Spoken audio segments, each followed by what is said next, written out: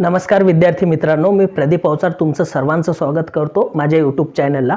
बघा आपल्याकडे जो आहे ना एक प्रश्न आहे। प्रश्न काय होता, PSI 1987च्या परीक्षेमध्ये जो आहे ना हा प्रश्न विचारण्यात आलेला आहे।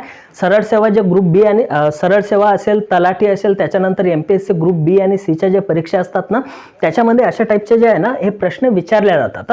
तर याला जे आहे ना एरर डिटेक्शन म्हणजे काय की वाक्य दिलेले असते आणि त्याच्यामध्ये चुका ओळखाव्या लागतात, अशा टाइपचे जे आहे ना प्रश्न विचारले जातात। ठीक आहे, आता बघा प्रश्न काय होता, the captain with all the crew were drowned. आता हे असं वाक्य आहे, कॅप्टन पर्यंत हा ए भाग आहे, बी भाग आहे, सी भाग आहे आणि डी।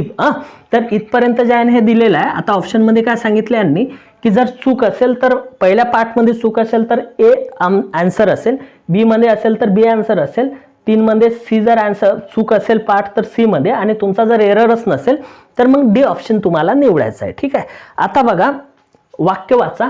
बघा द कॅप्टन हा काय आपला वाक्याचा सब्जेक्ट, आणि त्याच्यानंतर बघा हा कॅप्टन हे काय सब्जेक्ट नाउन दिलेला आहे, नंतर ऑल द क्रू म्हटलेला आहे। हे बघा हे अनेक वचन आहे, हे अनेक वचन आहे आणि कॅप्टन काय तुमचं हे जे नाउन आहे ना हे सिंग्युलर आहे। मग आता सिंग्युलर एक नाउन आहे, दुसरं अनेक वचन आहे, मग आपलं क्रियापद कसं असायला पाहिजे?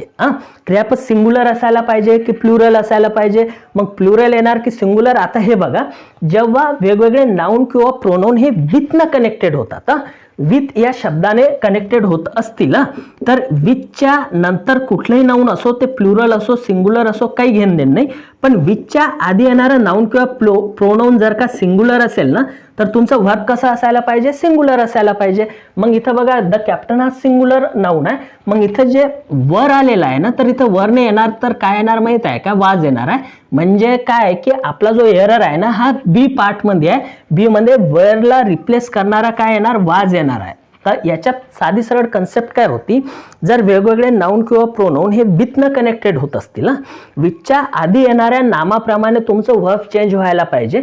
विथच्या आधी जर तुमचं नाउन प्रोनाउन हे सिंग्युलर असेल तर वर्ब सिंग्युलर येते, म्हणून बी या भागामध्ये जो आहे ना तुमचा एरर असणार आहे। ठीक आहे, बघा विद्यार्थी मित्रांनो, असेच नवीन नवीन ट्रिक शिकण्यासाठी जे नवीन आहात त्यांनी चॅनलला सबस्क्राईब करा। व्हिडिओ आवडला तर नक्कीच लाईक करा आणि मित्रांमध्ये पण शेअर करून सांगा। काही अडचणी असल्या तर नक्कीच कमेंट करत जा। सर्वांचे खूप खूप धन्यवाद माझा व्हिडिओ बघितल्याबद्दल।